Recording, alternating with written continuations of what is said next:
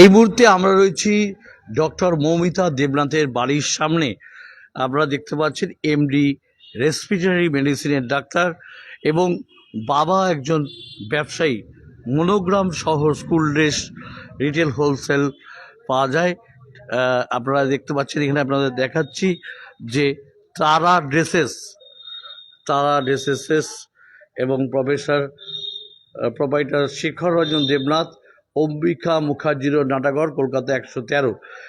এই বাড়িতেই থাকতেন মৌসুমী দেবনাথ।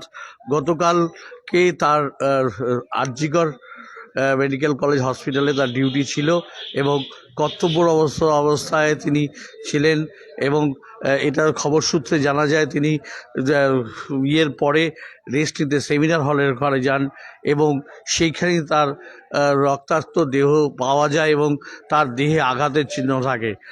কেন এই মৃত্যু, কেন তাকে এইভাবে মরতে হলো, প্রশ্ন থেকেই যায়। দর্শক, আমরা আপনাদের কাছে প্রশ্ন রাখতে চাই যে এরকম একটা প্রতিভাবান ডাক্তার, ট্যালেন্টেড ডাক্তার, তারা এইভাবে তাদের প্রাণ চলে যাচ্ছে দিনের পর দিন। এটা যে পানিহাটি 34 নম্বর ওয়ার্ড, অম্বিকা মুখার্জি রোড, এটা হচ্ছে মৌমিতা দেবনাথের বাড়ি।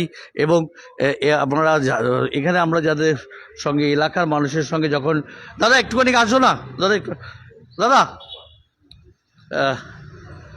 আমরা এখানে কথা বলে নেব একজন দাদার সঙ্গে, তিনি সবভাবে চিনতেন। কি বলবেন, কেমন মানুষ ওর বাবা, ওদের পরিবার কেমন? ওনার পরিবার এবং উনি মানুষ হিসেবে খুবই ভালো। আর একটা সবচেয়ে বড় ব্যাপার যেটা আছে, ওনার যে বাবার যে বিজনেস, ওই বিজনেসের সঙ্গে আমিও যুক্ত আছি।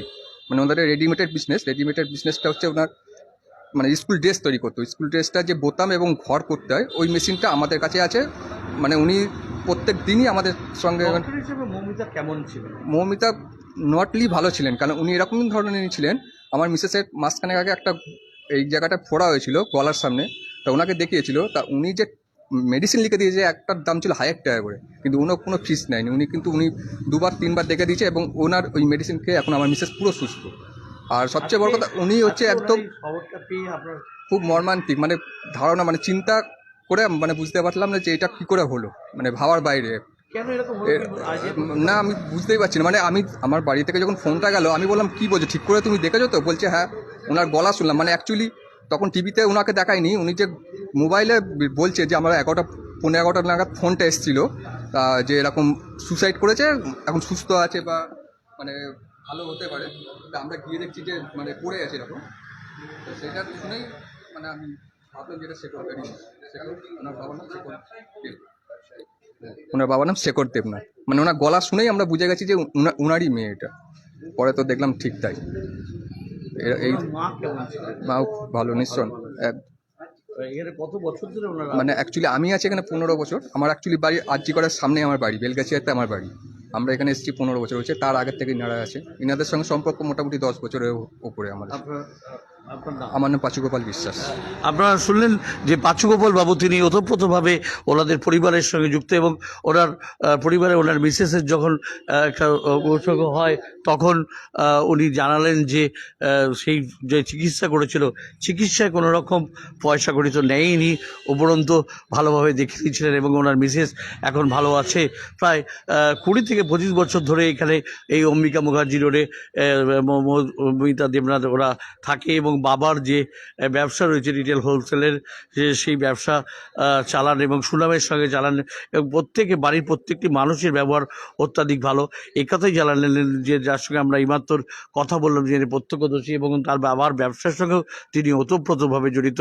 এই পানিহাটি 34 নম্বর ওয়ার্ডেই তাদের বাস। কেন এই মৃত্যু হলো, এবং কালকেও যে উনি কর্মরত ছিলেন ডিউটিতে, এবং ডিউটিতে কর্মরত থাকা অবস্থায় যদি যখন প্রায় রাত 2টো তখন তিনি চলে যান, যেটা খবর সূত্রে পাওয়া গেছে। তারপরে গিয়ে খাওয়া দাওয়া করে, কিন্তু শেষ রক্ষা আর হয়তো হলো না এবং তাকে মৃত্যুর দিকে ঠেলে দিল? কে বা কারা এরকম একজন ট্যালেন্টেড ডক্টরকে তারা মৃত্যুর মুখে ঠেলে দিল? প্রশ্ন থেকে যায় দর্শক, যে আমরা আশা করব যে এরকম ট্যালেন্টেড ডাক্তাররা যেন সুরক্ষিত থাকে, কারণ এরাই ভবিষ্যতে আমাদের স্তম্ভ হয়ে দাঁড়াবে। এই মৌমিতার মতো ডাক্তাররা হারিয়ে যাচ্ছে, কারণ আমরা দেখতে পাচ্ছি যেরকম পড়াশোনার সাথে সাথে সব দিকে ক্ষেত্রে ট্যালেন্টেড মানুষের উপর আক্রমণ হচ্ছে। আমরা এই মুহূর্তে রয়েছি সেই ডক্টর মৌমিতা দেবনাথের বাড়িতে। আপনারা দেখতে পাচ্ছেন সেই বোর্ড রয়েছে। রেসপিরেটরি মেডিসিনের ডক্টর ছিলেন এই মৌমিতা দেবনাথ, এবং তিনি সুনামের সঙ্গে তিনি সেকেন্ড ইয়ারে পড়াশুনো করছিলেন, এবং করতে করতে তিনি ডাক্তারি করছিলেন, এবং তার বাবা যে তারা ডিসিজ আছে সেই কথা বলে তিনি এখানে তারা একদম এই পাড়ার লোকেরা হতবাক হয়ে গেছে।